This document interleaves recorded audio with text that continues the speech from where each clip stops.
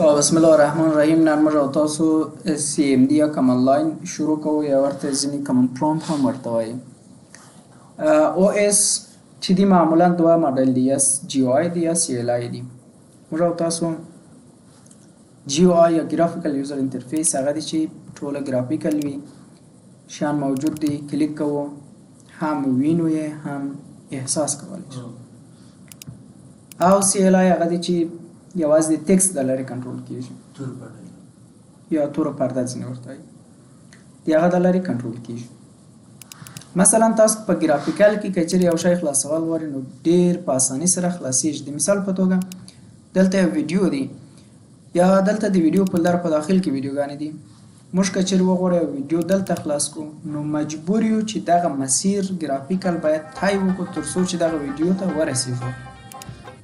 باید اول د سپی سي خلاص کو، هلته بیا بل ډرایو خلاص کو، بیا پسې دغه شی ته رسېږو او خلاصولی شو.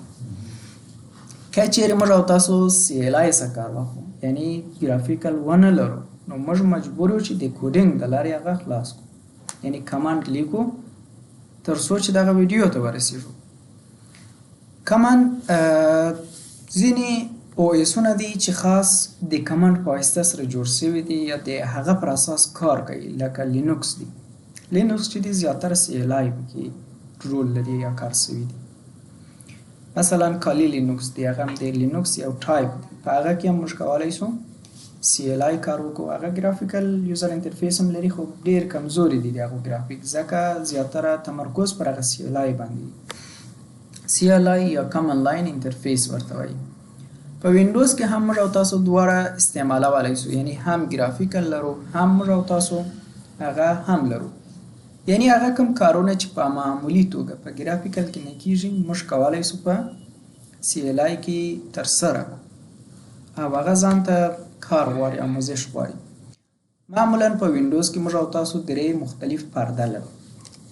یو پرده د ترمینال په نامه دی، چې دا ترمینال یوازې په 11 وینډوز کې اضافه شوي دي، مخکې ورژنو کې نه و ورسره.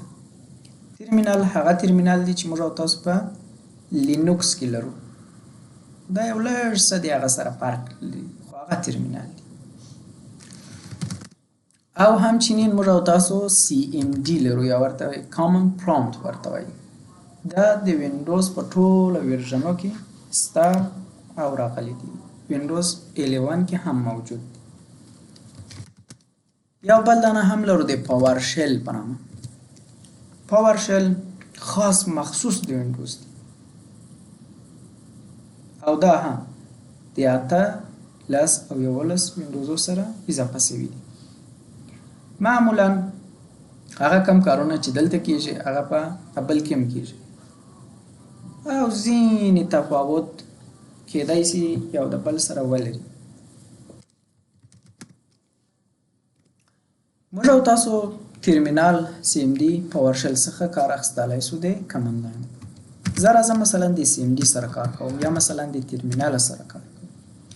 زه غواړم چې هغه ویډیو اوس دلته خلاص کړم. ګوره ضرورت نشته چې موږ او تاسو هلته فولډر او شیان خلاص کړو، د کمانډ د لارې دلته کولی شو هغه خلاص کړو.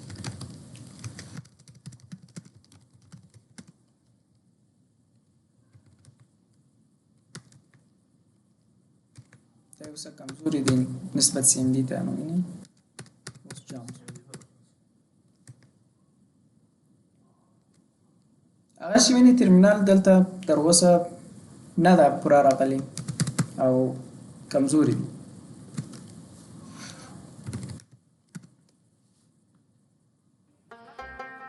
عیناً هغه کار وشو. که چیرې همدغه عمل موږ د سی ام ډي په واسطه سرته ورسوو، سی ام ډي تاسو کولی شئ د دې ځای سم خلاص کړئ، او د دې ځای سم چې سی ام ډي سرچ ورکړو سی ام ډي خلاصېږي. دا غواړم چې دلته هغه شی خلاص کړم. وینئ د دې سپیډ نسبت هغه نورو ته ډېر بهتره دی او تیز دی. موږ او تاسو د سی ام ډي څخه کار اخلو، یا کمند پرومپټ یا کمند لاین، هر نوم چې تاسو ورته ورکوئ د دې څخه کار. خو د دې خلاصولو طریقه مختلف طریقه لري. یو طریقه دا چې موږ او تاسو راسو سټارټ کې دلته سی ام ډي ولیکو، او کمند پرومپټ چې راغلی به انټر وکړو، دا خلاصېږي. بل طریقه دا ده چې رن مینو خلاص کو سی ام ډي ولیکو انټر وکړو بیا هم خلاصیږي. یا کولی سو په هر ځای چې غواړو مثلا د دغه فولډر په داخل کې زه غواړم چې دلته سی ام ډي خلاص کړم. زه کولی سم دلته راسم په ادرس بار کې دلته سی ام ډي ولیکم انټر وکړم ماته سی ام ډي خلاصیږي. یا کولی سم شیفت بټن ګیر کړم راسته کلیک ورکړم دا مخکې دلته و که چیرې اوس وینې ترمینل او پاور شل دلته خلاصولی سو. ترمینل هم د سی ام ډي ورور دی صحیح سو په دغه طریقه هم خلاصولی سو. او که چیرې معمولی راسته کلیک کو هغه شیان نسته یوازې ترمینل لرو. که چیرې شیفت ورسره ګیر کوم داسې یو مینو خلاصیږي. موږ کولی سو دلته ترمینل او پاور شل خلاصو. ښه دا د سی ام ډي د خلاصولو طریقه. بل کله چې سی ام ډي خلاصوو د دې تنظیمات لرو موږ او تاسو کله چې پر هغه تاب بار باندې راسته کلیک کوو داسې شیان راځي. موو لرو انتقال سایز یې بدلیږي مینیمایز او ماکسیمایز چې دغه بټنونه دي کولی سو مینیمایز کو یا غټ کو کولی کلوز کو الټ اف 4 هم کلوز کولی سو. یا سیټینګ ته ورسو د دغه توره صفحه تنظیمات دی په 11 وینډوز کې هغه شوي دي تنظیمات یو څه ډېر دی. مثلا د ډیفولت پروفایل لري. ډیفولت پروفایل د دې پاور شل انتخاب دی. موږ کولی سو ډیفولت پروفایل کامن پرام انتخاب کو یعنی همیشه د کم یو سره ډېر کار کوي پاور شل سره که کامن پرام سره. یا یو بل پروګرام هم دی د آزر کلاود شل په نامه چې دا زیاتره د نیټورک او کلاود لپاره دغه شیانو لپاره استعمالیږي. او دا نور کیسه سره موږ کار نه لرو. راځو اپرینس ته. په اپرینس کې موږ کولی سو د دې هغه تنظیمات وکړو څنګه وي دارک وي مثلا لایټ وي سپینه صفحه وي تور صفحه وي دغه صفحه د دې ځای څخه بدلیږي. یا کولی سو د وینډوز لیټنسي دیم څخه استفاده کو دا بیا داسې یو حالت دی. که چیرې دلته سیف وکړو او د دې تنظیماتو څخه ووځو اوس نو سی ام ډي دوباره خلاصوم نو داسې یو دیم ورته اپلای سوي دي. مختلف دیمونه دلته نورې هم په اپرینس کې تاسو کولی سئ د دوی سره کار واخلئ. خو زه هماغه دارک انتخاب کوم. دا که چیرې انتخاب هغه د وینډوز لیټنسي که چیرې انتخاب وي که چیرې وینډوز مثلا سپین وي حالت یې دا سپین کېږي که چیرې تور وي دا تور کېږي او که چیرې دا دارک انتخاب وي دا وینډوز ته کار نه لري چې څنګه دي خو دا همیشه په توره صفحه کې راځي. نور دلته لرو مثلا تابونه کله چې جوړوو after the last tab یعنی چیرته اضافه سي after the current tab یعنی د فعلی تاب وروسته یو بل تاب اضافه کوي که آخرین تاب وروسته تاب اضافه کوي نو تاب به وایي تاب چی شي دي تاب دغه شی ته وایي. دلته اوس موږ دوه تاب لرو یو د کامن پرام تاب دی یو د سیټینګ تاب دی. دې ته تابونه وایي یعنی موږ کولی سو داخل په سی ام ډي کې ډېر تابونه جوړ کړو. دا په وینډوز 11 کې اضافه سوي دي. یعنی زه کولی سم په عین وخت کې څو دانې کامن پرامپټ خلاص کړم. مثلا یو دلته استفاده کوم بل دلته او بل دانه هم اضافه کوم. ګوره هر تاب چې اضافه کوو هغه په پاور شل کې خلاص شو. ولې پاور شل کې؟ ځکه موږ ډیفولت د پروفایل پاور شل ورته انتخاب کړو او اول د واره سی ام ډي چې خلاصو هغه سی ام ډي دي. نور تابونه چې اضافه کوو هغه پاور شل کېږي. بل تاب مثلا سیټینګ پکې خلاصوم او په سیټینګ کې وینئ ډیفولت هغه کامن پرامپټ اړوم. د دې څخه وروسته هغه ډیفولت هم سی ام ډي باید خلاص. نور د تابو په باره دلته د آخرین تاب وروسته تاب اضافه کول یا ته مثلا دلته یو تاب چې اضافه کوي هغه تاب د دې څنګ ته اضافه سي. هغه کیسه ډېر مهم خبره نشته پکې. او دغسې نور کیسه ده. راځو کالر سکیما ته رنګونه.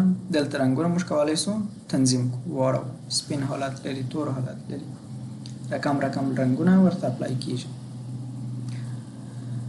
او ډیفولت یې کامن پرامپټ کولی سو نیم یې واړو او دغه کیسه. خو د دې سره نور کار نه لرو چندانې که ضرورت ورته پیښ سو بیا ووایو.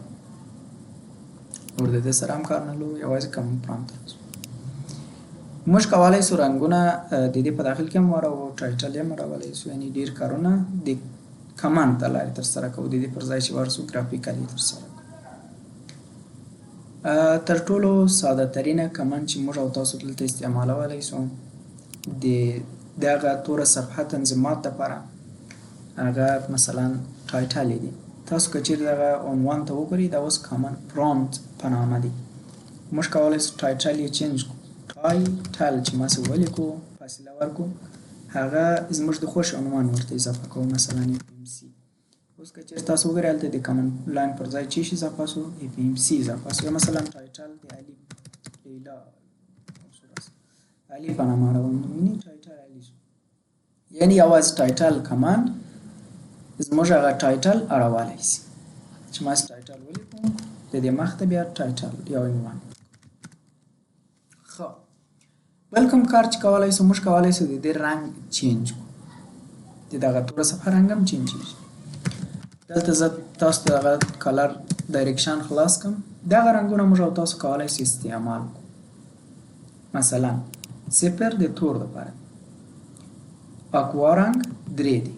زه غواړم چې داسې یو رنګ جوړ کړم چې دغه توره صفحه باید اکوا رنګ ولري او د متن رنګ مثلا بلک وي تور.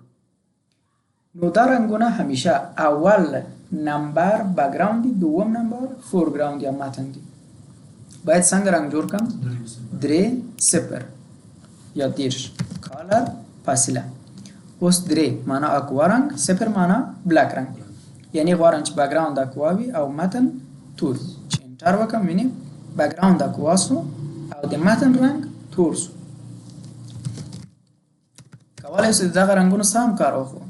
یعنی مثلا لایت یلو ای دی، E0 یعنی بک‌ګراوند یلو وي او فورګراوند هغه تور. یا کالر که چیرې هغه پخوانی رقم غواړي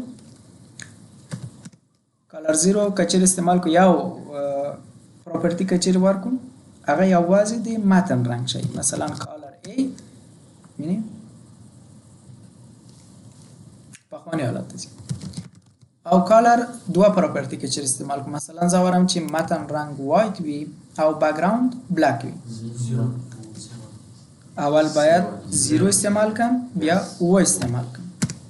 اوس نو دغه پخوانی حالت دی. د بلو دپاره 9 لرو. کالر 9 مثلا د متن رنګ غواړم چې څنګه وي سور وي 4 استفاده کوم. نه معلومیږي دا کټ. کالر A0 دا زما د خوښ رنګ دی. زه معمولا د دغه رنګ څخه کار تاسو کولی شئ د کالر 0 وڅخه کار واخلئ چې دغه ډیفولټ دی. استاد داسې خاص کار کوي چې همدلته تغییرېږي اوس اول حالت ته نه ماسې هماغه وخت دی چې تر اوسه نه یې بند کړي. هغه وخت دیس دی چې بند یې کړي بیا خلاص کړي دغه کمانډونه نور نسته ولاړې بېرته به لیکي. تا خو دونه زور نه غواړي کالر A0 ورکړه کار دوام ورکړه. خو دغه صفحه اوس مثلا بیخي ډک شوې دی یعنې خوند نه کوي. دا صفحه څنګه کلیر کولی شو یا کلین کولی شو؟ او لاره دا چې موږ CMD بند کړو دوباره خلاص کړو دا بېرته د سره څه کېږي خو نه. موږ یو کمانډ لرو د دغه کار لپاره CLS دا کلین کوي. چې انټر وکړو اوس هغه صفحه کاملا کلین پاک او نوي کمانډونه اوس دلته کولی شو او تنظیمات تر اوسه ذخیره. کالر هم هغه کالر دی او ټایټل هم هغه ټایټل دی. نن دونه بس دی. که چیرې دغه صفحه بندوئ دلته هم کلیک کولی شئ یا دلته اکزیټ چې ولیکئ بیا هم بندېږي. دا و د نن درس. پوښتنه مشکل شته؟